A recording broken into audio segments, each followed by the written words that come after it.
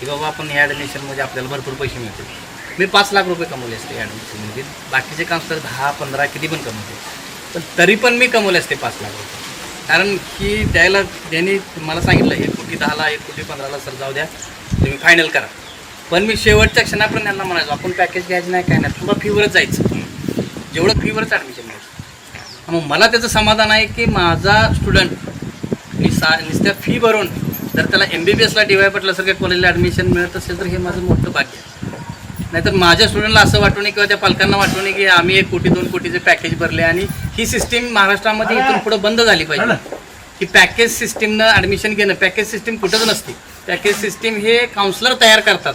1 round 3रा round तुम्ही बरोबर 12 लाखाच्या फीनं तिथं जाताय, 70 लाखात तुमचं फायनल होतं आहे. कॉलेजच्या प्राचार्याला फोन करायचा, त्यांच्याकडून एक्स्ट्रा 10 लाख मागून घ्या, मग सांगायचं किंवा 5 लाख एक्स्ट्रा घ्या, 1 लाख तो घे, 4 लाखच्या काउन्सलरचं रिटर्न आणायचं. मला माहीत नसते कोणाला पॅकेज किती, सिस्टीम कसली, काहीच माहीत नसते कोणाला.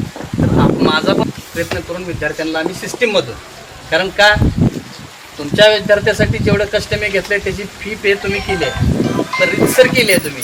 एका कॅन्डिडेटला ॲडमिशन मिळवून द्यायला 10,000 फी भरपूर आहे ना. तर तसं नाही करायचं. तुम्हाला जे काही रिअल आहे ते आपण सांगूया पालकांना, त्यांना मागून पैसे घेऊया ना. माझी फी 10,000 आहे तिथं तुम्ही 15,000 फी करा ना. कुठला पालक द्यायला नाही म्हणणार नाही तुम्ही. बरोबर. पुढच्या वर्षी तर असं करणार आहे मी, माझं हेच छापणार आहे पुस्तक की त्याच्यामध्ये मी डिटेल्स सगळे देणार आहे महाराष्ट्र राज्यातल्या सगळ्या स्टुडंटला की काउन्सिलिंग सिस्टीम ओरिजिनल अशी असते. त्या पद्धतीतून पुढेही तुमच्या सगळ्यांच्या आशीर्वादानं असं ज्याच्यापेक्षा अजून जास्त सुधारणा करून चांगलं काम करायचा प्रयत्न करेन.